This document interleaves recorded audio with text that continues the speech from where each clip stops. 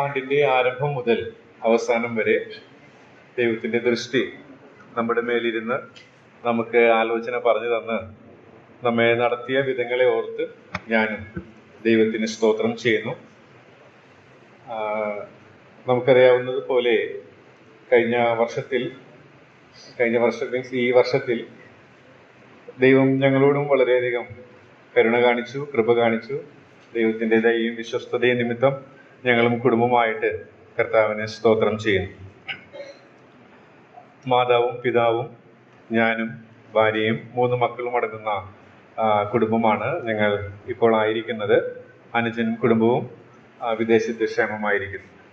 ദൈവത്തിന്റെ കൃപയാൽ ആത്മീകമായും അതുപോലെ തന്നെ കുടുംബമായിട്ട് ഞങ്ങൾ ക്ഷേമമായിരിക്കുന്നു. മാതാപിതാക്കൾക്ക് പ്രായത്തിൻ്റെതായിട്ടുള്ള ചില പ്രയാസങ്ങൾ ഉണ്ടെങ്കിൽ തന്നെയും അതിനൊക്കെ അതിജീവിക്കുന്ന ദൈവകൃപ ലഭിക്കുന്നത് കൊണ്ട് മുൻപോട്ട് പോകുവാനായിട്ട് കർത്താവ് സഹായിക്കുന്നു. എൻ്റെയും ജോലിയോടുള്ള ബന്ധത്തിലും കർത്താവിൻ്റെ കരുണ ലഭിച്ച് വക്രതയും കോട്ടവുമുള്ള തലമുറയുടെ നടുവിൽ അത് വളരെ അടുത്ത് ഇടപഴകുന്ന ഒരു ജോലി ആയതുകൊണ്ട് തന്നെ ദൈവത്തിൻ്റെ കൃപ ധാരാളം ഓരോ ദിവസവും അനുഭവിച്ചുകൊണ്ട് മുന്നോട്ട് പോകുവാൻ കർത്താവ് സഹായിക്കുന്നു. അതുപോലെ പ്രിയ ജോഫിയും അതേ നിലയിൽ തന്നെയാണ് ആയിരിക്കുന്നത്. അവളുടെ ജോലിയിലും കർത്താവ് കരുണ കാണിച്ച് സഹായിക്കുന്നു. 3 മക്കളാണുള്ളത്. മൂത്ത മകൾ ലില്ലിയാൻ, രണ്ടാമത്തെ മകൾ ലില്ലിയ, മൂന്നാമത്തെ മകൻ ലിയാൻ. 3 പേരും ക്ഷേമമായിരിക്കുന്നു. അവരെ വളർത്തിക്കൊണ്ടുവരുവാൻ ആവശ്യമായിട്ടുള്ള ജ്ഞാനവും വേഗവും ലഭിക്കേണ്ടതിനായിട്ട് ഞങ്ങളെ ഓർക്കുമ്പോൾ പ്രാർത്ഥിക്കണമേ എന്ന് അപേക്ഷിക്കുകയാണ്. കഴിഞ്ഞ നാളുകളിൽ ഞങ്ങളെ ഓർത്ത് പ്രാർത്ഥിച്ച എല്ലാവർക്കും നന്ദി അറിയിക്കുകയാണ്.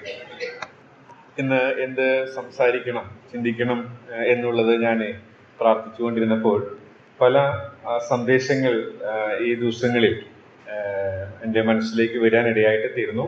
അങ്ങനെ ഒരു വല്ലാത്തൊരു സ്ട്രഗിളാണ് ഞാൻ അനുഭവിച്ചത്. ഒടുവിൽ ഞാൻ കഴിഞ്ഞ നാളുകളിൽ മനസ്സിലാക്കാൻ ശ്രമിച്ച ഒരു ലേഖനത്തിൽ നിന്ന്, അതിലൊരു അധ്യായത്തിൽ നിന്ന് ചില ധ്യാന ചിന്തകൾ എൻ്റെ ജീവിതത്തിൽ പ്രയോജനപ്രദമായത് നിങ്ങളുമായിട്ടൊന്ന് പങ്കുവെക്കാം എന്നാണ് ഞാൻ ആഗ്രഹിക്കുന്നത്. അതിനാധാരമായിട്ട് പത്രോസ് എഴുതിയ 2-ാമത്തെ ലേഖനം, അതിൻ്റെ 3-ാമത്തെ അധ്യായമാണ് ഞാൻ തിരഞ്ഞെടുത്തിരിക്കുന്നത്. പത്രോസ് എഴുതിയ 2-ാമത്തെ ലേഖനം 3-ാമത്തെ അധ്യായത്തിലെ 1 മുതൽ 18 വരെയുള്ള വാക്യങ്ങളിൽ നിന്നുകൊണ്ട് ചില കാര്യങ്ങളാണ് പറയാനായിട്ട് ഞാൻ ആഗ്രഹിക്കുന്നത്. നമുക്കറിയാം, ഞാൻ നമ്മുടെ ഗവൺമെന്റ് വിദ്യാലയങ്ങളിൽ 1 മുതൽ 8 വരെയുള്ള ക്ലാസ്സുകൾക്ക് പാഠപുസ്തകങ്ങൾ സൗജന്യമാണ്. എന്നാൽ 9, 10 ക്ലാസ്സുകളിലെ കുട്ടികൾക്ക് പാഠപുസ്തകത്തിന് ചെറിയ ഒരു തുക ഗവൺമെന്റ് ഈടാക്കാറുണ്ട്. അത് കേരള സർക്കാരിന്റെ സഹകരണ വകുപ്പിന്റെ കീഴിലുള്ള ഒരു സൊസൈറ്റി ആയിട്ട് രജിസ്റ്റർ ചെയ്യണം. അങ്ങനെ രജിസ്റ്റർ ചെയ്ത് ഓരോ വർഷവും നവംബർ മാസത്തിൽ അടുത്ത വർഷത്തേക്കുള്ള പാഠപുസ്തകങ്ങളുടെ എണ്ണം നമ്മൾ അറിയിക്കണം. അങ്ങനെ മെയ് മാസത്തോടുകൂടെ ആ പാഠപുസ്തകങ്ങൾ നമുക്ക് ലഭിക്കും.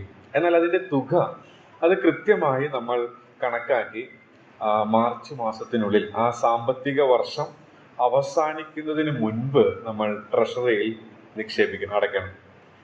അതിന് കൃത്യമായിട്ടുള്ള ഓഡിറ്റ് എല്ലാ വർഷവും നടക്കും. അപ്പോൾ അതിൻ്റെ ചുമതല കഴിഞ്ഞ 10 വർഷങ്ങളായിട്ട് ഞാൻ ചെയ്യുന്നത് കൊണ്ട് എല്ലാ വർഷവും അതിൻ്റെ കണക്കെടുപ്പ് കൃത്യമായിട്ട് ചെയ്യാനായിട്ട് ശ്രമിക്കും. ഞാനും എൻ്റെ കൂടെ മറ്റൊരു അധ്യാപികയും ഉണ്ട്. ഞങ്ങൾ ഒരുമിച്ചാണ് ആ കാര്യങ്ങൾ ചെയ്യുന്നത്.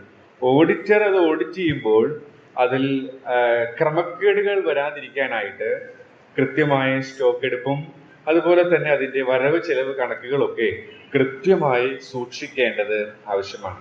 അങ്ങനെ ആ സാമ്പത്തിക വർഷത്തിന്റെ അവസാനം കൃത്യമായി കാര്യങ്ങൾ ചെയ്തു കഴിയുമ്പോൾ ഓഡിറ്ററുടെ മുമ്പാകെ വളരെ ധൈര്യത്തോടുകൂടെ ആ ഉദ്യോഗസ്ഥന്റെ മുമ്പാകെ സമീപിക്കാനായിട്ടും ഞങ്ങൾക്ക് സാധിക്കാറുണ്ട്. ഒരു വർഷത്തിന്റെ അവസാനത്തെ ഞായറാഴ്ച അല്ലെങ്കിൽ അവസാനത്തിലേക്ക് നാം എത്തിക്കൊണ്ടിരിക്കുന്ന, അല്ലെങ്കിൽ ചില മണിക്കൂറുകൾക്ക് ശേഷം ഈ ആണ്ടിനോട് നമ്മൾ വിട പറയാനായിട്ട് പോകുമ്പോൾ നമുക്കും ചില കണക്കെടുപ്പുകൾ എടുക്കുന്നത് വളരെ നല്ലതാണ്. അതിനോടുള്ള ബന്ധത്തിലാണ് ഈ ഭാഗത്തിലേക്ക് എൻ്റെ ശ്രദ്ധ തിരിയാനായിട്ട് ഇടയായിട്ട് തീർന്നത്.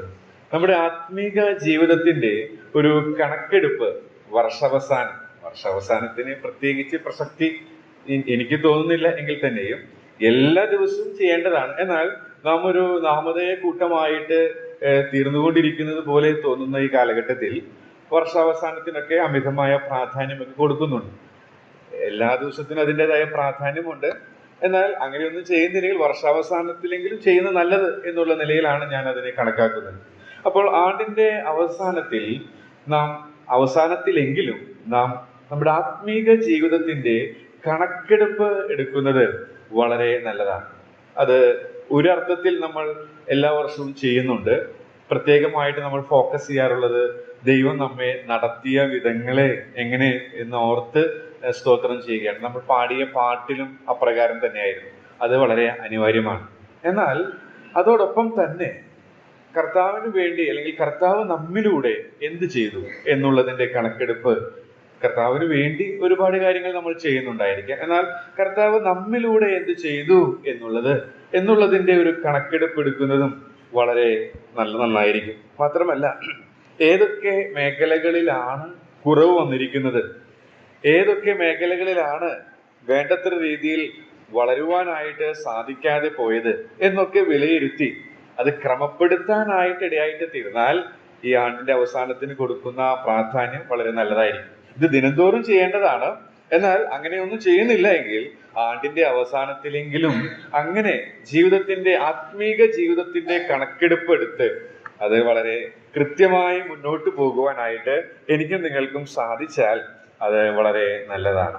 അപ്പോസ്തലനായ പത്രോസ് ഈ രണ്ടാമത്തെ ലേഖനം എഴുതുമ്പോൾ നമുക്കറിയാം, തന്റെ അനുവാചകർക്ക് മാറ്റമൊന്നുമില്ല. അവർ വളരെ പീഡനത്തിലൂടെയും വളരെ കഷ്ടതയിലൂടെയും വളരെ ഞെരുക്കത്തിലൂടെയും ക്രിസ്തുവിന്റെ നാമം നിമിത്തം വളരെ ഉപദ്രവങ്ങളൊക്കെ അനുഭവിച്ചുകൊണ്ട് പോവുകയാണ്. അതോടൊപ്പം തന്നെ മറ്റൊരു കാര്യം തന്റെ ശ്രദ്ധയിൽപ്പെട്ടത്, താൻ ആദ്യ ലേഖനം എഴുതിയപ്പോൾ അങ്ങനെ ഉപദ്രവത്തിലൂടെ കടന്നു പോകുന്നവരെ ധൈര്യപ്പെടുത്തുകയാണെങ്കിൽ രണ്ടാമത്തെ ലേഖനത്തിലേക്ക് താൻ വരുമ്പോൾ തന്റെ ശ്രദ്ധ സഭയ്ക്കകത്ത് ബാഹ്യമായ പീഡകളേക്കാൾ സഭയ്ക്കകത്ത് കടന്നുകൂടുന്ന ദുരുപദേഷ്ടാക്കന്മാരെ കുറിച്ചിട്ടുള്ള വിഷയങ്ങൾ പ്രതിപാദിക്കാനായിട്ടാണ് ഉപയോഗിച്ചിരിക്കുന്നത്.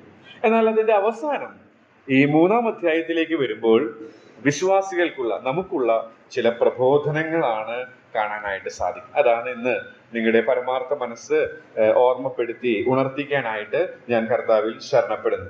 അതിനാധാരമായിട്ട് ഈ 3-ന്റെ എല്ലാ ഭാഗങ്ങളും ഒരു എക്സ്പോസിഷൻ അല്ല ഉദ്ദേശിക്കുന്നത്. അതിൽ നിന്ന് ലഭിച്ച ചില ധ്യാന ചിന്തകൾ നമ്മുടെ ആത്മീക വർധനവിനും ആശ്വാസത്തിനും പ്രബോധനത്തിനുമായി വേഗത്തിലൊന്ന് പറഞ്ഞ് ഇരിക്കാം എന്നാണ് ഞാൻ കർത്താവിൽ ശരണപ്പെടുന്നത്. അതിനാധാരമായിട്ട് നമുക്ക് 3-ാം അധ്യായത്തിന്റെ 17-ഉം 18-ഉം വാക്യങ്ങൾ വായിക്കാം. പ്രിയമുള്ളവരെ, നിങ്ങൾ മുമ്പുകൂട്ടി അറിഞ്ഞിരിക്കൊണ്ട് അധർമ്മികളുടെ വഞ്ചനയിൽ കൊടുക്കും സ്വന്തം സ്ഥിരത വിട്ട് വീണു പോകാതിരിക്കാൻ സൂക്ഷിച്ചുകൊള്ളുക. കൃപയിലും നമ്മുടെ കർത്താവും രക്ഷിതാവുമായ യേശു ക്രിസ്തുവിന്റെ പരിജ്ഞാനത്തിലും വളരുക. അവൻ ഇപ്പോഴും എന്നേക്കും മഹത്വം. അവസാനത്തെ വാക്യം വളരെ സുപരിചിതമാണ്. പല സന്ദേശങ്ങൾ ഞാനും ഇവിടെ ഇരുന്ന് കേട്ടിട്ടുള്ളതാണ്. എന്നാൽ അതിന്റെ 17-ാമത്തെ വാക്യത്തിൽ എന്നാൽ എന്നുള്ള പ്രയോഗത്തോടു കൂടെയാണ് അത് ആരംഭിക്കുന്നത്. അപ്പോൾ മുകളിൽ പറഞ്ഞ പല കാര്യങ്ങളോടുള്ള ബന്ധത്തിൽ ഒരു സംക്ഷിപ്തമായിട്ട് പറയുകയാണ്. എന്നാൽ പ്രിയമുള്ളവരെ, നിങ്ങൾ മുമ്പ് കൂട്ടി അറിഞ്ഞിരിക്കൊണ്ട് അധർമ്മികളുടെ വഞ്ചനയിൽ കുടുങ്ങി സ്വന്തം സ്ഥിരത വിട്ട് വീണു പോകാതിരിക്കാൻ സൂക്ഷിച്ചുകൊള്ളുവിൻ. ഇന്ന് പ്രധാനമായിട്ട് നിങ്ങളുടെ മനസ്സ് ഓർപ്പിച്ചുണർത്തിക്കാനായിട്ട് ഞാൻ ആഗ്രഹിക്കുന്നത്, സ്വന്തം സ്ഥിരത വിട്ട് വീണു പോകാതിരിക്കാൻ സൂക്ഷിക്കുക, ഒഴുക്കിനകത്ത് ഒഴുകിപ്പോകാതിരിക്കാനായിട്ട് സൂക്ഷിക്കുക എന്നുള്ള സത്യമാണ് ഞാൻ നിങ്ങളുടെ ശ്രദ്ധയിലേക്ക് കൊണ്ടുവരുവാനായിട്ട് ആഗ്രഹിക്കുന്നത്. അപ്പോൾ സ്വന്തം സ്ഥിരത വിട്ട്, വഞ്ചനയിൽ കുടുങ്ങി സ്വന്തം സ്ഥിരത വിട്ട് വീണു പോകാതിരിക്കാനായിട്ട് എന്തൊക്കെ കാര്യങ്ങളാണ് നമ്മൾ സൂക്ഷിക്കേണ്ടത്? അത് ഈ അധ്യായത്തിൽ നിന്ന് വേഗത്തിൽ സമയത്തിന്റെ ഉള്ളിൽ നിന്നുകൊണ്ട് ചില കാര്യങ്ങൾ ഓർപ്പിച്ച് വേഗത്തിന് അറിയിക്കാമെന്ന് ആഗ്രഹിക്കുകയാണ്. ഒഴുക്കിനകത്ത് ഒഴുകിപ്പോകാതെ, അധർമ്മികളുടെ വഞ്ചനയിൽ കുടുങ്ങിപ്പോകാതെ, സ്വന്തം സ്ഥിരത വിട്ട് വീണു പോകാതിരിക്കാനായിട്ട് എന്തൊക്കെ കാര്യങ്ങളാണ് നമ്മൾ ശ്രദ്ധിക്കേണ്ടത് എന്നുള്ളതാണ് ഇന്ന് ഞാൻ നിങ്ങളോട് പറയാനായിട്ട് ശ്രമിക്കുന്നത്. ഒന്നാമതായിട്ട് അതിന്റെ 3-ാം അധ്യായത്തിന്റെ 1-ാമത്തെ ഒന്നും രണ്ടും വാക്യങ്ങൾ നമുക്ക് വായിക്കാം. അതിൽ നിന്നാണ് ഒരു പാഠം ആദ്യമായിട്ട് ഞാൻ പറയാനായിട്ട് ആഗ്രഹിക്കുന്നത്. 3-ാം അധ്യായത്തിന്റെ 1-2 വാക്യങ്ങൾ. പ്രിയമുള്ളവരെ, ഞാൻ ഇപ്പോൾ നിങ്ങൾക്ക് എഴുതുന്നത് രണ്ടാം ലേഖനമല്ലോ. വിശുദ്ധ പ്രവാചകന്മാർ മുൻപറഞ്ഞ വചനങ്ങളും നിങ്ങളുടെ അപ്പോസ്തലന്മാർ മുഖാന്തരം കർത്താവും രക്ഷിതാവുമായ തന്ന കൽപ്പനയെ ഓർത്തുകൊള്ളണമെന്ന് ഈ ലേഖനം രണ്ടിനാലും ഞാൻ നിങ്ങളെ ഓർമ്മപ്പെടുത്തി നിങ്ങളുടെ പരമാർത്ഥ മനസ്സ് ഉണർത്തുന്നു. രണ്ടാം വാക്യത്തിലേക്ക് വരുമ്പോൾ ഒരു പദം ആവർത്തിച്ചു വരുന്നത്, ഒരു ഏകദേശം സമാനമായ ആശയമുള്ള പദം ആവർത്തിച്ചു വരുന്നത് കാണാൻ സാധിക്കും. ഓർത്തുകൊള്ളണം, ഓർമ്മപ്പെടുത്തും. അപ്പോൾ ഈ സ്വന്തം സ്ഥിരത വിട്ട് വീണുപോകാതെ നമുക്ക് ജീവിക്കാനായിട്ട്, ആത്മീക ജീവിതം നയിക്കാനായിട്ട് സാധിക്കണമെങ്കിൽ ഒന്നാമതായിട്ട് ഈ അധ്യായത്തിൽ നിന്ന് തന്നെ നാം ചിന്തിക്കുമ്പോൾ നമുക്ക് മനസ്സിലാക്കാൻ സാധിക്കുന്നത് ഓർക്കണം, ഓർപ്പിക്കണം എന്നുള്ളതാണ്. ഓർക്കണം, ഓർപ്പിക്കണം. ചില കാര്യങ്ങൾ നാം ഓർക്കണം, ചിലത് നാം ഓർപ്പിക്കണം. അങ്ങനെയെങ്കിൽ ഈ സ്ഥിരത വിട്ട് വീണുപോകാതെ സ്ഥിരതയോടെ നമ്മുടെ യാനം തുടരാനായിട്ട് സാധിക്കുമെന്നുള്ളതാണ്. ഈ ഓർക്കണം എന്ന് പറയുമ്പോൾ ഈ അപ്പോസ്തലനായ പത്രോസിന്റെ വാക്കുകൾ, അല്ലെങ്കിൽ പത്രോസിനെ കുറിച്ചൊന്ന് ചിന്തിക്കുന്നത് നല്ലതാണ്. പ്രിയമുള്ളവരെ, ഞാനിപ്പോൾ നിങ്ങൾക്ക് എഴുതുന്നത് 2-ാം ലേഖനമല്ലോ. അപ്പോ ഓർക്കണം എന്ന് പറയുമ്പോൾ പത്രോസിന്റെ ഈ വാക്കിൽ നിന്ന് നമുക്ക് മനസ്സിലാക്കാൻ സാധിക്കുന്നത് തനിക്ക് താൻ ചെയ്യുന്ന കാര്യങ്ങളെ കുറിച്ച് വ്യക്തമായിട്ടുള്ള ബോധ്യമുണ്ട്. താൻ ഇത് 2-ാം ലേഖനമാണ് എഴുതുന്നത്. അപ്പൊ 1-ാമത്തെ ലേഖനം എഴുതി, ഇത് 2-ാമത്തെ ലേഖനം ഞാൻ എഴുതുകയാണ്. അപ്പോൾ നമ്മെ സംബന്ധിച്ച് അതിൽ നിന്ന് പഠിക്കാവുന്ന ഒരു പാഠം എന്ന് പറയുന്നത്, നമ്മെ ഏൽപ്പിച്ചിരിക്കുന്ന കാര്യങ്ങളെ കുറിച്ച് ശരിയായിട്ടുള്ള അറിവുള്ളവരായിരിക്കണം, ശരിയായിട്ടുള്ള ഓർമ്മയുള്ളവരായിരിക്കണം എന്നുള്ളത് അവിടെ നിന്ന് നമുക്ക് മനസ്സിലാക്കാനായിട്ട് സാധിക്കും. നാം ആരാണെന്നുള്ളത് കൃത്യമായിട്ട് ഒരു ബോധ്യം നമുക്കുണ്ടായിരിക്കേണ്ടത് ആവശ്യമാണ്. പത്രോസിന് അതുണ്ടായിരുന്നു. പത്രോസ് പറയുകയാണ്, ഞാൻ 2-ാമത്തെ ലേഖനമാണ് നിങ്ങളുടെ അടുത്ത് എഴുതുന്നത് എന്നുള്ളത്. അതിൽ നിന്ന് നമുക്കത് മനസ്സിലാക്കാനായിട്ട് സാധിക്കും.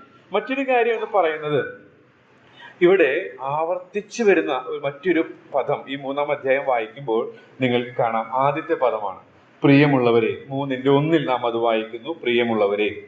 8-ാം വാക്യത്തിൽ നാം വായിക്കുന്നു പ്രിയമുള്ളവരെ. 14-ാമത്തെ വാക്യത്തിൽ വായിക്കുന്നു പ്രിയമുള്ളവരെ. 17-ാമത്തെ വാക്യത്തിൽ വായിക്കുന്നു പ്രിയമുള്ളവരെ. അപ്പോ ഓർക്കണം എന്ന് പറയുമ്പോൾ ഒന്ന്, താൻ ആരാണെന്നുള്ളത് നല്ല അറിവ് തനിക്കുണ്ട്, ഉത്തമമായ ബോധ്യം തനിക്കുണ്ട്. മാത്രമല്ല, താൻ ആരെയാണ് ശുശ്രൂഷിക്കുന്നത്, അവർ തന്റെ ഉള്ളിലാണെന്നുള്ള ഓർമ്മ, അറിവ് തനിക്കുണ്ട് എന്നുള്ളത് നമുക്കതിൽ നിന്നൊക്കെ, പ്രിയമുള്ളവരെ എന്നുള്ള പ്രയോഗത്തിൽ നിന്ന് നമുക്കത് മനസ്സിലാക്കാനായിട്ട് സാധിക്കും. പ്രിയമുള്ളവരെ, ഈ പ്രിയമുള്ളവരെ എന്ന് വിളിക്കാനായിട്ടൊരു കാരണം 1-ാം അധ്യായത്തിലേക്ക് വരുമ്പോൾ നമുക്ക് കാണാനായിട്ട് സാധിക്കും. 1, 2, 3 വാക്യങ്ങൾ നാം വായിക്കും, 4 വാക്യങ്ങൾ നാം വായിക്കുമ്പോൾ ഇവർ പ്രിയരാണ് എന്ന് പറയാൻ കാരണം പത്രോസിനുള്ള അതേ, ഞാൻ എടുത്തു വായിക്കുന്നില്ല, പരാമർശിച്ചു പോവുകയാണ്, പത്രോസിനുള്ള അതേ വിശ്വാസം തന്നെയാണ് ഇവർക്കുമുള്ളത്. മാത്രമല്ല, പത്രോസിന് ലഭിച്ച അതേ സ്വഭാവമാണ് ഇവർക്കും ലഭിച്ചിരിക്കുന്നത്. മാത്രമല്ല, പത്രോസിനുള്ള അതേ വാഗ്ദത്തം തന്നെയാണ് ഇവർക്കും ലഭിച്ചിരിക്കുന്നത്. അപ്പൊ ഒരേപോലെയുള്ള വിശ്വാസവും വാഗ്ദത്തവും സ്വഭാവവും ലഭിച്ച ഇവർ പത്രോസിന്റെ ഹൃദയത്തിലാണ്. അതുകൊണ്ടാണ് തനിക്ക് അവരെ ഓർപ്പിക്കാനായിട്ട്, ഓർമ്മിപ്പിക്കാനായിട്ട്, ഓർക്കുവാനായിട്ട് ഇടയായിട്ട് തീരുന്നത്. അപ്പോൾ നാം ആരാണെന്നും നാം ശുശ്രൂഷിക്കുന്നവർ ആരാണെന്നുള്ളത് നമ്മുടെ ഉൾത്തടത്തിൽ എങ്ങനെ ഇരിക്കുന്നു എന്നുള്ളത് നാം ഓർക്കേണ്ടത് ആവശ്യമാണ്. മറ്റൊരു കാര്യം എന്ന് പറയുന്നത്, താൻ ആരെ കുറിച്ചാണ് പറയുന്നത് എന്നുള്ളതും ഓർക്കുവാനായിട്ട് ഇടയായിട്ട് തീരും. ഇവിടെ അവിശ്വാസികളായ ആൾക്കാരെ കുറിച്ച് നാം ഇവിടെ വായിക്കുന്നത് അവർ മറക്കുന്നവരാണ്. എന്നാൽ നാം അത് 7-ാം വാക്യത്തിൽ വായിക്കുന്നുണ്ട്, ഇപ്പോഴത്തെ ആകാശവും ഭൂമിയും അതേ വചനത്താൽ തീക്കായി സൂക്ഷിച്ചും ന്യായവിധിയും ഭക്തികെട്ട മനുഷ്യരുടെ നാശവും സംഭവിക്കാനുള്ള ദിവസത്തേക്ക് കാത്തുമിരിക്കുന്നു എന്ന് അവർ മനസ്സോടെ മറന്നുകളയുന്നു. അപ്പൊ മറന്നുകളയുന്ന ഒരു കൂട്ടർ ഇവിടെയുണ്ട്. മാത്രമല്ല, തൊട്ടടുത്ത വാക്യത്തിൽ പറയാണ്, എന്നാൽ പ്രിയമുള്ളവരെ, കർത്താവിന് ഒരു ദിവസം 1000 സംവത്സരം പോലെയും 1000 സംവത്സരം ഒരു ദിവസം പോലെയും ഇരിക്കുന്നു എന്നീ കാര്യം നിങ്ങൾ മറക്കരുത്. അപ്പോ മറക്കുന്ന ഒരു ലോകത്തിലാണ്, മറവിയുള്ള ഒരു ലോകത്തിലാണ് നമ്മൾ ജീവിക്കുന്നത്. അപ്പൊ അതിന്റെ മധ്യത്തിൽ പത്രോസ് ഓർപ്പിക്കുകയാണ്. എന്താണ് ഓർപ്പിക്കുന്നത്? ഇവിടെ പറയുന്നത് ഒന്ന് താൻ ആരാണെന്ന് ഓർക്കുന്നു, താൻ ശുശ്രൂഷിക്കുന്നവർ ആരാണെന്ന് ഓർക്കുന്നു. അതോടൊപ്പം തന്നെ താൻ ആരെയാണ് ശുശ്രൂഷിക്കുന്നത് അല്ലെങ്കിൽ തന്റെ ദൈവത്തെ കുറിച്ചും താൻ ഇവിടെ ഓർക്കുന്നതായിട്ട് നമുക്ക് മനസ്സിലാക്കാനായിട്ട് സാധിക്കും. ദൈവം പരമാധികാരിയായ ദൈവമാണ്. ഞാനിതൊന്നും എടുത്ത് വായിക്കുന്നില്ല, ജസ്റ്റ് പറഞ്ഞു പോവുകയാണ്. ദൈവം പരമാധികാരിയാണ്. ദൈവം എന്താണോ കൽപ്പിച്ചിരിക്കുന്നത് അത് തന്നെ കഴിഞ്ഞ കാലത്തിൽ ചെയ്തിട്ടുണ്ട്. നോഹയുടെ ജലപ്രളയത്തിന്റെ കാര്യത്തെ കുറിച്ച് നമ്മൾ അവിടെ 7-ാം വാക്യത്തിൽ വായിക്കുന്നുണ്ട്. അപ്പോൾ ദൈവം പരമാധികാരിയായ ദൈവമാണ്. ദൈവം എന്താണോ കഴിഞ്ഞ കാലങ്ങളിൽ കൽപ്പിച്ചിട്ടുള്ളത് അത് പ്രകാരം തന്നെ അവൻ ചെയ്യുക തന്നെ ചെയ്തിട്ടുണ്ട്. അതുപോലെ തന്നെ മറ്റൊരു കാര്യം ഇവിടെ കാണുന്നത്, ചിലർ താമസം എന്ന് 9-ാമത്തെ വാക്യത്തിൽ കർത്താവ് തന്റെ വാഗ്ദത്തം നിവർത്തിക്കുവാൻ താമസിക്കുന്നില്ല, ആരും നശിച്ചു പോകാതെ എല്ലാവരും 8-ാമത്തെ വാക്യത്തിൽ കർത്താവിന് ഒരു ദിവസം 1000 സംവത്സരം പോലെയും 1000 സംവത്സരം ഒരു ദിവസം പോലെയും ഇരിക്കുന്നു. അപ്പോ നമ്മുടെ ടൈം ടേബിൾ അല്ല കർത്താവിന്റെ ടൈം ടേബിൾ. ഒരു എഴുത്തുകാരൻ എഴുതിയിരിക്കുന്നത് എങ്ങനെയാണ്? നമ്മുടെ ടൈം ടേബിൾ അല്ല ദൈവത്തിന്റെ ടൈം ടേബിൾ. അപ്പോ എന്തൊക്കെ ഓർക്കണം എന്ന് ചോദിച്ചാൽ, ദൈവത്തെ കുറിച്ച് ഓർക്കണം, നമുക്ക് ലഭിച്ചിരിക്കുന്ന ശുശ്രൂഷയെ കുറിച്ചും നാം ആരെയാണ് ശുശ്രൂഷിക്കുന്നതിനെ കുറിച്ചൊക്കെയുള്ള ഉത്തമമായിട്ടുള്ള ഒരു ഓർമ്മ അല്ലെങ്കിൽ ഒരു ബോധ്യം, ഒരു തിരിച്ചറിവ് നമുക്കുണ്ടാകേണ്ട. അങ്ങനെയാണെങ്കിൽ സ്വന്തം സ്ഥിരത വിട്ട് വീണു പോകാതിരിക്കാനായിട്ട് ഇടയായിട്ട് തീരും എന്നുള്ളതിന് യാതൊരു സംശയവുമില്ല. മാത്രമല്ല, 2-ാമത്തെ കാര്യം ഞാൻ വേഗത്തിൽ പറഞ്ഞ് പോകാനായിട്ട് ആഗ്രഹിക്കുന്നു. 2-ാമത്തെ കാര്യം അതിന്റെ 11ഉം 12-ാമത്തെ വാക്യം നമുക്ക് വായിക്കാം. 11ഉം 12-ാമത്തെ വാക്യം. ഇങ്ങനെ ഇവയൊക്കെ അഴിവാനുള്ളതായിരിക്കുകയോ ആകാശം ചുട്ടഴിവാനും മൂലപദാർത്ഥങ്ങൾ വെന്തുരുകുവാനുമുള്ള ദൈവത്തിന്റെ ദിവസത്തിന്റെ വരവ് കാത്തിരുന്ന് ബന്ധപ്പെടുത്തിയും കൊണ്ട് നിങ്ങൾ എത്ര വിശുദ്ധ ജീവനും ഭക്തിയും ഉള്ളവരായിരിക്കണം. അപ്പൊ ഇവിടെ മറ്റൊരു ക്രിയാപദം നാം ഇവിടെ കാണുന്നത് കാത്തിരിക്കുക എന്നുള്ളതാണ്. കാത്തിരുന്നു കൊണ്ട് എന്നുള്ള പ്രയോഗം നാം അവിടെ വായിക്കുന്നുണ്ട്. കാത്തിരുന്നു കൊണ്ട്. അപ്പോ കാത്തിരിക്കുന്നു എന്നുള്ളത് നാം കാണും. അപ്പൊ 2-ാമത്, ഈ ഒഴുക്കിനകത്ത് ഒഴുകിപ്പോകാതിരിക്കാൻ, സ്വന്തം സ്ഥിരത വിട്ട് വീണു പോകാതിരിക്കാനായിട്ട് നാം ശ്രദ്ധിക്കേണ്ട മറ്റൊരു കാര്യം, നാം കാത്തിരിക്കണം. 1-ാമത് നാം ഓർക്കണം എന്നുള്ളതാണ്. പത്രോസിന്റെ ആ പ്രയോഗങ്ങളിൽ നിന്ന് നാം അത് ഓർത്തു. താൻ ആരാണെന്നുള്ളത്, അതുപോലെ തന്നെ ശുശ്രൂഷിക്കുന്നവർ, അതുപോലെ തന്നെ ദൈവത്തെ കുറിച്ചിട്ടുള്ള തന്റെ അറിവ്, അത് നാം ഓർക്കാനായിട്ട് ഇടയായിട്ട് തീർന്നു. അതിനോടുള്ള ബന്ധത്തിൽ ഒരു കാര്യം കൂടെ പറഞ്ഞ് മുന്നോട്ട് പോകാമെന്ന് വിചാരിക്കുന്നു. ഓർക്കുകയും ഓർപ്പിക്കുകയും വേണം. തിരുവെഴുത്തിൽ നാം ദിനംതോറും ചെയ്യാനായിട്ട് പറഞ്ഞ ഒരു കാര്യം എബ്രായ ലേഖനത്തിൽ നാം വായിക്കുന്നുണ്ട്. എബ്രായ ലേഖനം 3-ാം അധ്യായത്തിന്റെ 13-ാമത്തെ വാക്യത്തിൽ നാം എല്ലാവരും ദിനംതോറും ചെയ്യാനായിട്ട് പറഞ്ഞിരിക്കുന്ന ഒരു കാര്യം നമുക്ക് അവിടെ കാണാനായിട്ട് സാധിക്കും. എബ്രായ ലേഖനം 3:13. നിങ്ങളാരും പാപത്തിന്റെ ചതിയാൽ കഠിനപ്പെടാതിരിക്കേണ്ടതിന് ഇന്ന് എന്ന് പറയുന്നതോളം നാൾതോറും അന്യോന്യം പ്രബോധിപ്പിച്ചുകൊള്ളും. അപ്പൊ നമ്മൾ അന്യോന്യം പ്രബോധിപ്പിച്ചുകൊള്ളണം. നാൾതോറും അന്യോന്യം പ്രബോധിപ്പിച്ചുകൊള്ളണം, അല്ലെങ്കിൽ നാൾതോറും അന്യോന്യം ഓർപ്പിക്കണം. ഇവിടെ അപ്പോസ്തലനായ പത്രോസ് അതാണ് ചെയ്യുന്നത്. താൻ തന്റെ ഹൃദയത്തിൽ വഹിക്കുന്ന തന്റെ അനുവാചകരെ ഓർപ്പിക്കുകയാണ്. ഇവിടെ എബ്രായ ലേഖനകാരനും പറയുന്നതാണ്, നാൾതോറും നിങ്ങൾ അത് ചെയ്യണം. എന്തുകൊണ്ടാണ് ഓർപ്പിക്കേണ്ടത്? അല്ലെങ്കിൽ പാപത്തിന്റെ ചതിയാൽ കഠിനപ്പെട്ടു പോകാനായിട്ട് സാധ്യതയുണ്ട്. അപ്പൊ നമ്മുടെ ജീവിതത്തിൽ നാം സ്ഥിരത വിട്ട് അല്ലെങ്കിൽ പാപത്തിന്റെ ചതിയാൽ കഠിനപ്പെട്ടു പോകാതിരിക്കാനായിട്ട് ഓർപ്പിക്കണം എന്നുള്ളത് ഇവിടെ നിന്ന് ഞാൻ പറയാനായിട്ട് ആഗ്രഹിക്കുകയാണ്.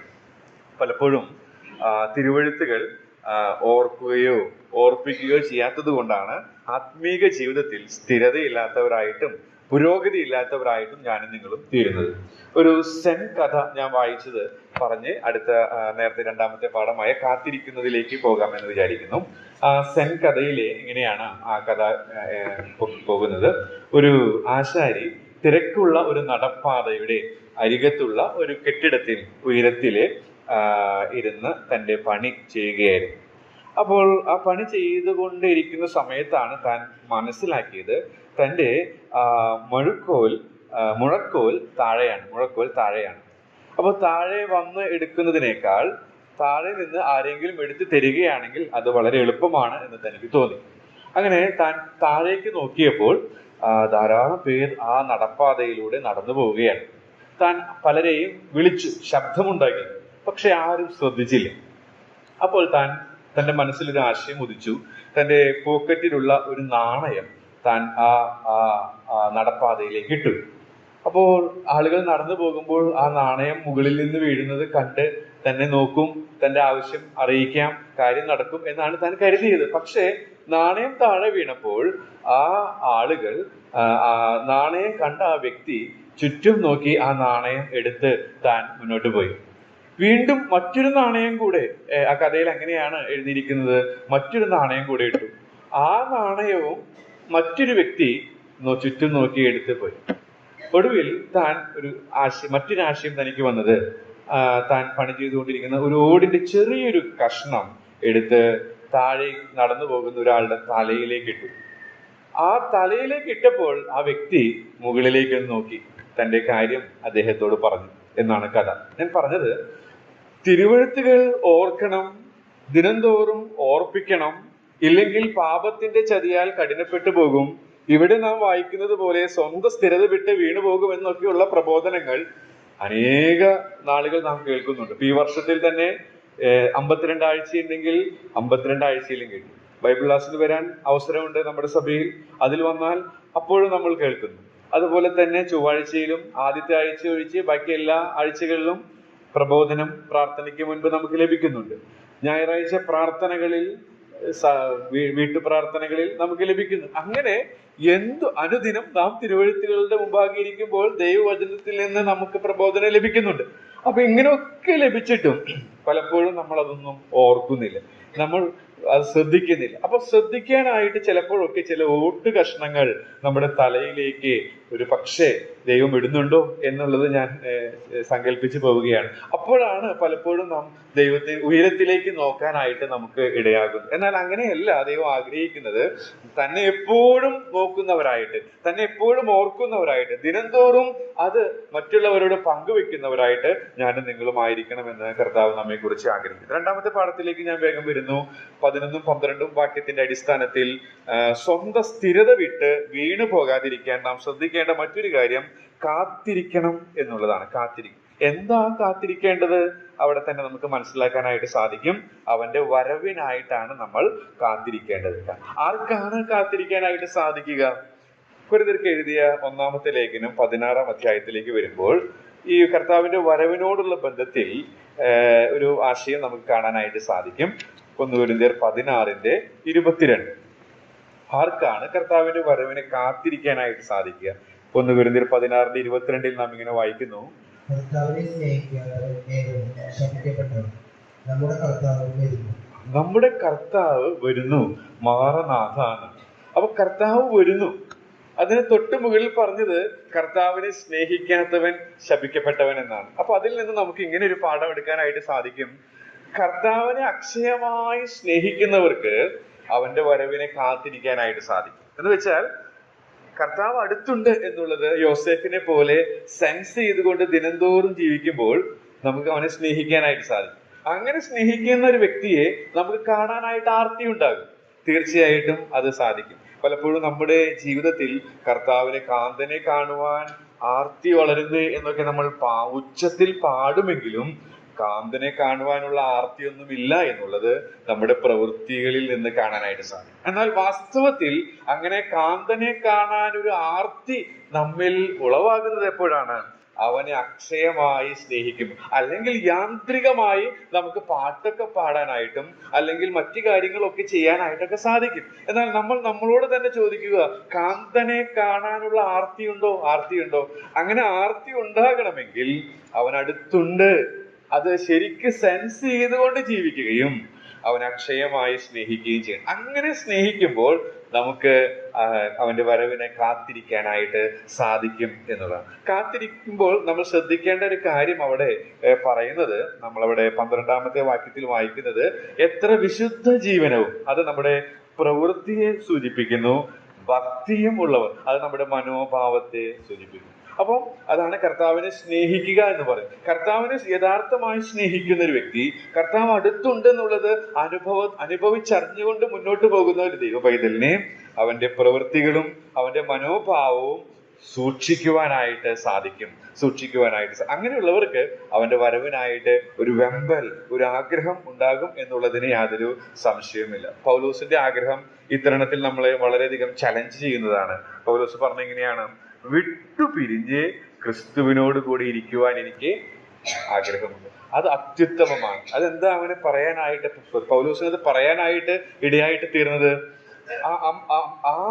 അത്രമാത്രം അഭേദ്യമായ ബന്ധമാണ്. കർത്താവ് അടുത്തുണ്ട് എന്നുള്ളതും അവനുമായിട്ടുള്ള തന്റെ സംസർഗം നമ്മൾ മറ്റുള്ളവർ ഭാര്യയും ഭർത്താവും ഉള്ള ആ കൃത്യമായ സംസർഗം പോലെ തന്നെ ആ രീതിയിൽ തന്നെ പ്രായോഗിക തലത്തിൽ അനുഭവിച്ചറിയാനായിട്ട് പൗലോസിന് അതുകൊണ്ട് പൗലോസ് പറയുകയാണ്, എനിക്കത് കാംക്ഷയുണ്ട്, എനിക്കത് ആഗ്രഹമുണ്ട് എന്നുള്ളത്. നമുക്ക് അങ്ങനെ ആഗ്രഹമുണ്ടോ? നമ്മളൊക്കെ അതിൽ എത്രയോ ഡിഗ്രിയിൽ താഴെയാണ് എന്നുള്ളതാണ് ഒരു യാഥാർത്ഥ്യം. എന്നാൽ അങ്ങനെയുള്ളൊരു ഉത്കടമായ ആഗ്രഹമെങ്കിലും നമുക്കുണ്ടാകണം എന്നുള്ളതാണ് നമുക്ക് ഇവിടെ മനസ്സിലാക്കാനായിട്ട് സാധിക്കുന്നത്. ഇങ്ങനെ കർത്താവിന്റെ വരവിനായിട്ട് കാത്തിരുന്നാലുള്ള ഒരു ഗുണം മോശയുടെ ജീവിതത്തിൽ നിന്ന് നമുക്ക് പഠിക്കാൻ സാധിക്കും. അതൊന്ന് പറഞ്ഞിട്ട് അടുത്ത പാഠത്തിലേക്ക് നമുക്ക് പോകാം. എബ്രായ ലേഖനം 11-ാം അധ്യായത്തിലേക്ക് വരുമ്പോൾ മോശയെ കുറിച്ച് നാം ഒരു നല്ലൊരു സാക്ഷ്യം നാം അവിടെ വായിക്കുന്നുണ്ട്. എബ്രായ ലേഖനം 11-ാം അധ്യായത്തിലെ അതില് നാം വായിക്കുന്നത് ഇങ്ങനെയാണ്. 26-ാമത്തെ വാക്യം 26-ാമത്തെ വാക്യം 11-26.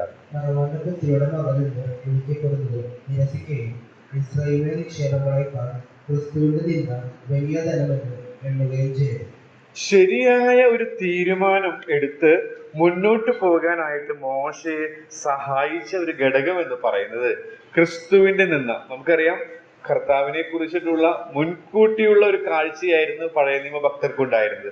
ആ യഥാർത്ഥമായ ഒരു കാത്തിരിപ്പ് അന്ന് മോശയ്ക്ക് ലഭിച്ച പരിമിതമായ വെളിപ്പാടിൽ നിന്നുകൊണ്ട്, പരിമിതമായിട്ടുള്ള അറിവിൽ നിന്നുകൊണ്ട് ആ കാത്തിരിപ്പ്, ശരിയായ തീരുമാനം അവൻ ജീവിച്ചിരുന്ന ദിവസങ്ങളിൽ എടുക്കാൻ തന്നെ സഹായിച്ചു. അപ്പോ ഇങ്ങനെ കർത്താവിന്റെ വരവിനായിട്ട് കാത്തിരിക്കുന്നവരാണ്, യഥാർത്ഥമായി കാന്തനെ കാണുവാൻ ആർത്തിയുള്ളവരാണ് ഞാനും നിങ്ങളുമെങ്കിൽ നമ്മുടെ തീരുമാനങ്ങൾ ശരിയായിരിക്കും. അതെങ്ങനെ മനസ്സിലാക്കാം? അത് നമ്മുടെ പ്രവൃത്തികളിലൂടെ വെളിപ്പെടുത്താനായിട്ട് വെളിപ്പെടും എന്നുള്ളതിന് യാതൊരു സംശയമില്ല. അപ്പൊ 2 പാഠങ്ങളാണ് ഞാൻ പറഞ്ഞത്. 1 ഓർക്കണം, 2 കാത്തിരിക്കണം. 3-ാമത്തെ പാഠത്തിലേക്ക് ഞാൻ വേഗം പോവുകയാണ്.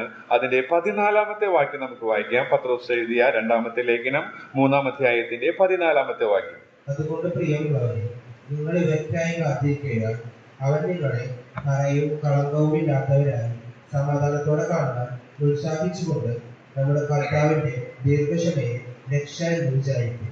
ഇവിടെ എന്നെ സ്പർശിച്ച ഒരു പ്രയോഗം എന്ന് പറയുന്നത് സമാധാനത്തോടെ കാണുവാൻ ഉത്സാഹിച്ചുകൊണ്ട്, സമാധാനത്തോടെ കാണുവാൻ. അപ്പോ സമാധാനം അനുഭവിക്കുന്നവരാകണം എന്നുള്ളതാണ്. സ്വന്തം സ്ഥിരത വിട്ട് വീണുപോകാതിരിക്കണമെങ്കിൽ നാം ആന്തരികമായി സ്വസ്ഥത അല്ലെങ്കിൽ ദൈവിക സമാധാനം, സകല ബുദ്ധിയെയും കവിയുന്ന ദൈവിക സമാധാനം അനുഭവിക്കണം. അതാണ് ഇവിടെ എഴുത്തുകാരൻ ഉദ്ദേശിക്കുന്നത്. സമാധാനം എന്ന് പറയുന്നത് ദൈവത്തോടുള്ള സമാധാനം ലഭിച്ച നാം അനുദിന ജീവിതത്തിൽ ദൈവിക സമാധാനം അനുഭവിക്കുന്നവരായിട്ട് തീരണം. അങ്ങനെ അനുഭവിക്കുന്നവരായിട്ട് തീർന്നാലുള്ള ഗുണം ഫിലിപ്പിയർ ലേഖനം 4-ാം അധ്യായത്തിൽ നാം വായിക്കുന്നുണ്ട്. ഫിലിപ്പിയർ 4-ന്റെ 7-ാം വാക്യത്തിൽ വായിക്കുന്നത്,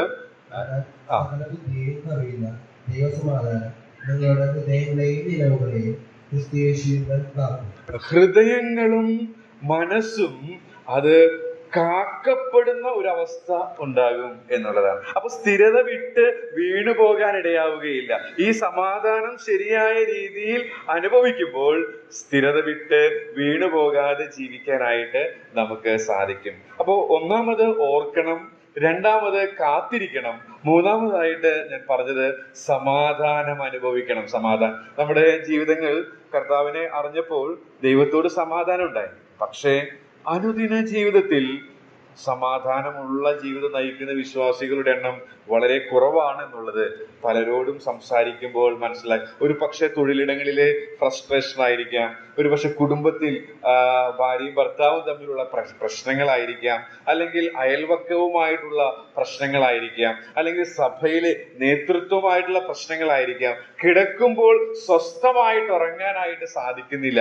കാരണം അവരുടെ ഉള്ളിൽ ദൈവിക സമാധാനം അനുഭവിക്കാൻ സാധിക്കുന്നില്ല. എന്തുകൊണ്ടാണ് ദൈവിക സമാധാനം അനുഭവിക്കാൻ സാധിക്കാത്തത്? അവരും ദൈവവുമായിട്ടുള്ള, അവരും സഹവിശ്വാസികളുമായിട്ടുള്ള ബന്ധം ശരിയല്ല എന്നുള്ളതാണ്. അങ്ങനെ ബന്ധം ശരിയല്ലാതിരിക്കുമ്പോൾ സമാധാനം അനുഭവിക്കാൻ സാധിക്കില്ല. അങ്ങനെ സമാധാനം അനുഭവിക്കാൻ സാധിക്കുന്നില്ലെങ്കിൽ അവർ സ്ഥിരത വിട്ട് വീണു പോവുകയാണ് എന്നുള്ളതിന് യാതൊരു സംശയവുമില്ല. അപ്പോ ഇവിടെ പ്രത്യേകം ദൈവത്തിന്റെ ആത്മാവോടെ പറയുകയാണ്, നിങ്ങളെ കറയും കളങ്കവും ഇല്ലാത്തവരായി സമാധാനത്തോടെ കാണുവാൻ ഉത്സാഹിക്കുന്നു. അപ്പൊ ആ സമാധാനം ഇവിടെ തന്നെ നമ്മൾ എക്സ്പീരിയൻസ് ചെയ്യാനായിട്ട് ഇടയായിട്ട് തീരണം. യോഹന്നാന്റെ 1-ാം ലേഖനം 4-ാം അധ്യായത്തിന്റെ 17 ഇതേ ആശയം തന്നെ നമുക്ക് കാണാനായിട്ട് സാധിക്കും. യോഹന്നാന്റെ 1-ാം ലേഖനം 4-ാം അധ്യായത്തിന്റെ 17-ാമത്തെ വാക്യം. ന്യായവിധി ദിവസത്തിൽ നമുക്ക് ധൈര്യമുണ്ടാവാൻ തക്കവണ്ണം ഇതിനാൽ സ്നേഹം നമ്മോട് തികഞ്ഞിരിക്കുന്നു. അവൻ ഇരിക്കുന്നത് പോലെ ഈ ലോകത്തിൽ നാമും ഇരിക്കുന്നു. ഓക്കെ, അതുപോലെ തന്നെ 2:28 ഇതേ ആശയം കാണാം. 1 യോഹന്നാൻ 2:28. ഇനിയും കുഞ്ഞുങ്ങളെ, അവൻ പ്രത്യക്ഷനാകുമ്പോൾ നാം അവന്റെ സന്നിധിയിൽ ലജ്ജിച്ചു പോകാതെ അവന്റെ പ്രത്യക്ഷതയിൽ നമുക്ക് ധൈര്യമുണ്ടാകേണ്ടതിന് അവനിൽ വസിക്കും. ഈ സമാധാനം നമ്മൾ അനുഭവിക്കുന്നില്ല എങ്കിൽ അവന്റെ പ്രത്യക്ഷതയിൽ നമ്മൾ ലജ്ജിച്ചു പോകുവാനിടെ ധൈര്യത്തോടെ നിൽക്കുവാനായിട്ട് നമുക്ക് സാധിക്കുകയില്ല. അപ്പോൾ വീണു പോകാതിരിക്കാനായിട്ട്, സ്വന്തം സ്ഥിരത വിട്ടു പോകാതിരിക്കാനായിട്ട്, ഒഴുകിപ്പോകാതിരിക്കാനായിട്ട് നാം ചെയ്യേണ്ട ഒരു കാര്യം സമാധാനം അനുഭവിക്കുന്നവരായിട്ട് തീരണം എന്നുള്ളതാണ്. അങ്ങനെ ചെയ്താൽ ഹൃദയവും മനസ്സും കാക്കുന്ന അനുഭവം ഉണ്ടാകാനായിട്ട് ഇടയായിട്ട് തീരും. 4-ാമത്തെ പാഠത്തിലേക്ക് നമുക്ക് വരാം. 4-ാമത്തെ പാഠം അതിന്റെ 14-ാമത്തെ വാക്യത്തിൽ തന്നെയുണ്ട്. നാം അവിടെ ഇങ്ങനെ അതുപോലെ തന്നെ അതിന്റെ 12 നമുക്കത് കാണാൻ സാധിക്കും. ഞാൻ വായിക്കാം. നിങ്ങൾ എത്ര വിശുദ്ധ ജീവനവും ഭക്തിയുമുള്ളവരായിരിക്കണം. 14 നാം വായിച്ചു. അതിന്റെ മധ്യഭാഗത്ത് അവൻ നിങ്ങളെ കറയും കളങ്കവും ഇല്ലാത്തവരായി, കറയും കളങ്കവും ഇല്ലാത്തവർ. അപ്പോൾ ശുദ്ധിയുള്ള ജീവിതത്തിന്റെ ഒരു ചിത്രമാണ് നമുക്ക് അവിടെ നിന്ന് ഈ വാക്യങ്ങളിൽ നമുക്ക് മനസ്സിലാക്കാനായിട്ട് സാധിക്കുന്നത്. അപ്പോ സ്വന്തം സ്ഥിരത വിട്ട് വീണു പോകാതിരിക്കണമെങ്കിൽ ശുദ്ധിയുള്ള ജീവിതം നയിക്കുന്നവരാകണം. ശുദ്ധിയുള്ള ഒരു ജീവിതം നാം നയിക്കണം. എങ്ങനെയാ ശുദ്ധിയുള്ള ജീവിതം നയിക്കാനായിട്ട് സാധിക്കുക? ഒരു എഴുത്തുകാരൻ പറഞ്ഞിരിക്കുന്ന ഒരു ദൃഷ്ടാന്തം പലപ്പോഴും ഈ നാളുകളിൽ എന്നെ സ്വാധീനിക്കുന്നുണ്ട്. അത് ഞാൻ പറഞ്ഞു മുന്നോട്ട് പോകാമെന്ന് വിചാരിക്കുന്നു. പാപത്തെ മുള്ളു കുത്തുന്നത് പോലെ ഉള്ള അനുഭവമായി നമുക്ക് തോന്നണം. നമുക്കറിയാം, കാലിൽ പണ്ട് കാലത്ത് ചെരുപ്പൊന്നും ഉണ്ടായിരുന്നില്ല. അല്ലെങ്കിൽ മറ്റേ ചെരുപ്പൊക്കെ ഇട്ട് നടക്കുമ്പോൾ തന്നെ, അല്ല നമ്മുടെ സെമിട്രിയിലേക്ക് പോകുമ്പോൾ തന്നെ അത് കാലിൽ മുള്ളു കയറാനായിട്ട്, അവിടെ മുളയുള്ളത് കൊണ്ട് മുള്ളു കുത്താനായിട്ട് സാധ്യതയുണ്ട്. ഒരു കാലിൽ മുള്ളു കുത്തുകയാണെങ്കിൽ, അല്ലെങ്കിൽ മുള്ളു കുത്തലേറ്റ ഒരു വ്യക്തി എന്താണ് ചെയ്യുക? എൻ ഭാഗ്യം, ഇന്ന് എന്റെ കാലിൽ മുള്ളു കുത്തി, അത് സന്തോഷം. മറ്റാരുടെയും കാലിൽ മുള്ളു കുത്തിയില്ല, അതുകൊണ്ട് ഞാനത് സൂക്ഷിക്കുന്നു എന്ന് വെച്ച് 1 ആഴ്ച 2 ആഴ്ച സൂക്ഷിക്കുമോ? ഇല്ല. അദ്ദേഹം പറഞ്ഞത് ഇങ്ങനെയാണ്, എപ്പോഴാണ് മുള്ളു കുത്തി എന്നുള്ളത് തിരിച്ചറിയുന്നത് അപ്പൊ തന്നെ അത് എടുത്തു കളയും. അങ്ങനെയാണ് നമ്മൾ എല്ലാവരും ചെയ്യുക എന്നുള്ളതിന് യാതൊരു സംശയവുമില്ല. ശുദ്ധിയുള്ള ഒരു ജീവിതത്തിന് ഇത് വളരെ അനിവാര്യമാണ്. എപ്പോഴാണോ കളങ്കപ്പെട്ടത് എന്ന് തിരിച്ചറിഞ്ഞാൽ അപ്പൊ തന്നെ ക്ലിയർ ആകാൻ നിങ്ങൾക്ക് സാധിക്കും. ഒരു പക്ഷെ മറ്റുള്ളവർക്ക് അത് മനസ്സിലാക്കണം, അവരെ ബോധിപ്പിക്കണമെന്നില്ല. നാമും ദൈവവുമായിട്ടുള്ള പ്രശ്നങ്ങളാണെങ്കിൽ അത് അങ്ങനെ അല്ല, മറ്റുള്ളവരുമായിട്ടുള്ളതാണെങ്കിൽ അങ്ങനെ അത് നിരപ്പ് പ്രാപിച്ച് പെട്ടെന്ന് തന്നെ മുള്ള് ശരീരത്തിൽ തറച്ചത് എടുത്തു കളയുന്നത് പോലെ ഞാനും നിങ്ങളും ചെയ്യണം. അങ്ങനെ ദിനംതോറും ചെയ്യുമ്പോൾ ശുദ്ധിയുള്ള ജീവിതം നയിക്കാനായിട്ട് സാധിക്കും. പലപ്പോഴും ഞാനൊരു കഥ വായിച്ചിട്ടുള്ളത് അതുപോലെയാണ് നമ്മൾ ചെയ്യുന്നത്. ഒരു വ്യക്തി ഒരു ദിവസം മുഖം ഷേവ് ചെയ്യാനായിട്ട് പോവുകയാണ്. അങ്ങനെ കണ്ണാടിയിൽ നോക്കി അദ്ദേഹം ഷേവ് ചെയ്യാനായിട്ട് ശ്രമിക്കുമ്പോൾ സാധാരണ രീതിയിൽ കണ്ണാടിയിൽ നോക്കി മുഖത്താണ് ഷേവ് ചെയ്യുന്നത്. പക്ഷെ അദ്ദേഹം ചെയ്യുന്നത് ആ കണ്ണാടിയിൽ കണ്ട പ്രതിബിംബത്തിനെയാണ് അദ്ദേഹം ഷേവ് ചെയ്യുന്നത്. പലപ്പോഴും നമ്മൾ ശുദ്ധീകരണ പ്രക്രിയ നടക്കുന്നത് യാഥാർത്ഥ്യബോധത്തോടെയല്ല എന്നുള്ളത് സമർത്ഥിക്കാനായിട്ട് എഴുതിയിട്ടുള്ള ഒരു ദൃഷ്ടാന്തമായിരുന്നത്. പലപ്പോഴും നമ്മൾ കണ്ണാടിയിൽ കാണുന്ന പ്രതിബിംബത്തെ ഷേവ് ചെയ്യുന്നത് പോലെയാണ് നമ്മുടെ ശുദ്ധീകരണ പ്രക്രിയ. യാഥാർത്ഥ്യവുമായിട്ട് യാതൊരു ബന്ധവുമില്ല.